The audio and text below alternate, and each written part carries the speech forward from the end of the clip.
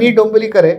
माझ्या घरापासून माझं डोंबिवली स्थानक हे जवळपास 1.5 किलोमीटर अंतरावरती होतं आणि मला 15 मिनिटाचा वॉक लागत असे, जो मी नित्य नेमाने करत होतो.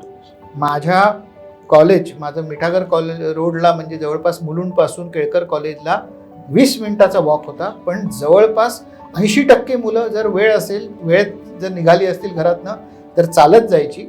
बस ज्यांना मिळेल ते बसने जायचे. पण रिक्षाने जाणाऱ्यांची संख्या 10% होती, कारण रिक्षा अनअफोर्डेबल होती त्यावेळेला. पण तरी मुंबईकर हा अत्यंत घाम येत असला, अत्यंत परिस्थिती गरम असली, खूप उकडणारी स्थिती असली, त्याच्या तुलनेमध्ये पुणे हे खूप वर्षाचे 10 महिने चालण्यायोग्य शहर आहे.